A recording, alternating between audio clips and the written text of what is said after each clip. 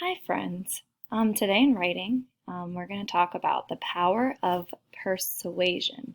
So if you remember, we've already read a book where the purpose was to persuade. We read I Want an Iguana. And we're going to talk about that author and that book as we go through the lesson today. So what does it mean to persuade someone? So when you persuade someone, it means that you make the person believe the same way you do by providing him or her with evidence that supports your idea. And honestly, guys, oftentimes persuading someone to do something, give something, or change his or her mind can be more effective when it's done in writing, like a letter or even something up on a billboard, like an advertisement. When it's written down, sometimes it can really persuade the reader. So there are three main reasons to persuade someone. The first is to persuade someone to give you something. The second is to persuade someone to do the right thing. And the third one is to persuade someone to change his or her mind. Okay, so we're going to look at the author's note from the book I Want an Iguana. The inspiration for writing I Want an Iguana actually came from the author's real life. Her name is Karen Kaufman Orloff, and it is about her own life. So let's read the author's note again to hear her inspiration. So, Karen Kaufman Orloff knew nothing about iguanas when her son talked her into buying one a few years ago. That cute little baby iguana, affectionately known as Lizzie, is now over 4 feet long and has taken over much of her son's room. I Want an Iguana is Karen's first picture book. She and her husband, their 2 children, and Lizzie live in Hopewell Junction, New York. So she was inspired by something that happened in real life, and that is why she wrote this book. So here are some examples. You guys actually did this in a Seesaw assignment, but here are some examples of Alex trying to persuade to get an iguana. These are very, very strong pieces of evidence as to why, because it also worked, right? His mom actually did buy it for him in the end. So Lurch will eat it, can teach it tricks. Alex would be responsible and feed it every day. Iguanas are cute. Mom would never have to see it. Alex is smart and mature. Alex could get a new brother. He would clean the cage and he will pay for the lettuce. I think those are pretty. That's a lot also. Look at all of that evidence as to why he should or he deserves an iguana. So Alex felt very strongly about wanting an iguana as a pet. He gave lots of reasons to convince her, and he was very persuasive. Yes, thank you, thank you. I feel like some of you guys do that sort of stuff with your families. Try and persuade them to give you something. All right.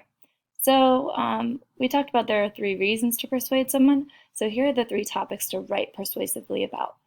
We're going to go over this again. So someone to give you something, someone to do the right thing, or someone to change his or her mind. So those are the 3 main ones: to give, do, or change.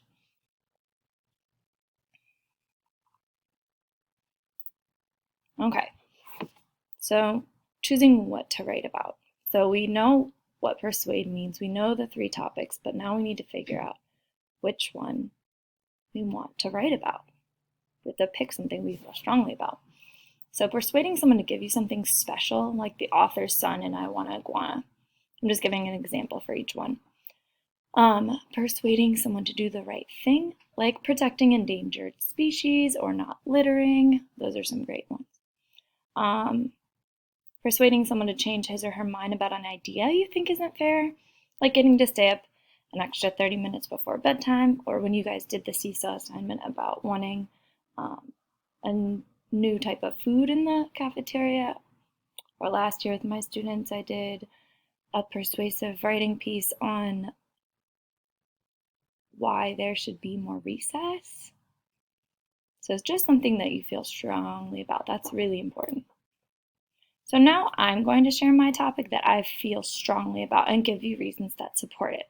Okay, so I'm going to give my example, and then in your Seesaw assignment today for writing, you're going to get to share something you feel strongly about.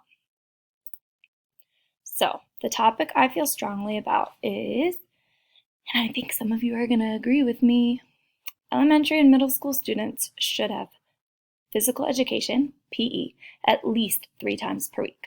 So, reasons that support my topic.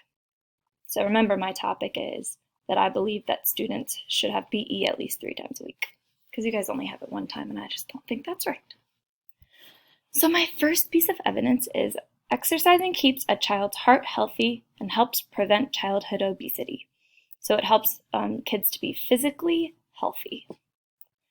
The second reason that I have here is exercising reduces stress levels and improves a child's ability to focus, which helps them do better in school.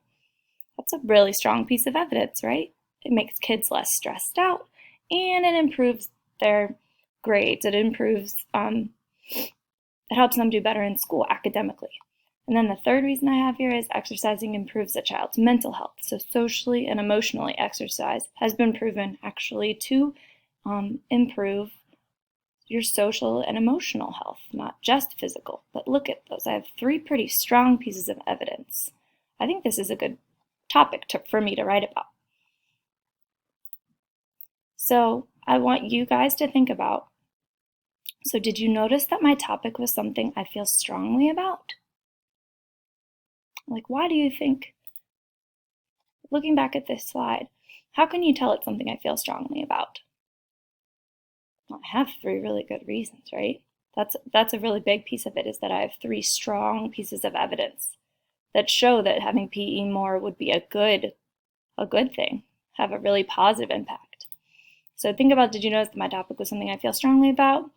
Did I provide enough convincing or strong evidence to support my idea? What do you guys think?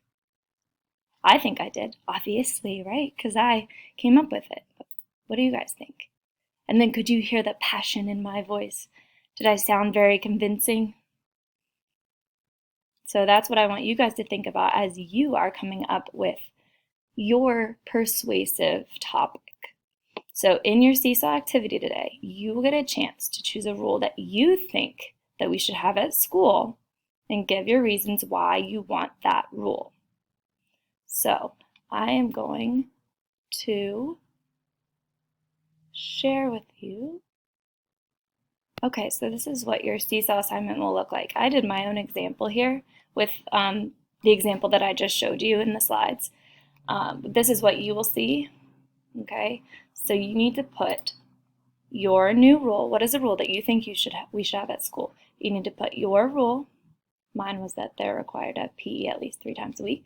And 3 strong pieces of evidence that support it. So it's your opinion, but you can also look at actual pieces of evidence that have been proven, but it's also just your opinion. You're really trying to convince me and your teacher and Miss Overby what this new rule should be. So this is what the second slide looks like on your Seesaw, and you need to put your new rule here and 3 reasons. Make sure that you put complete sentences.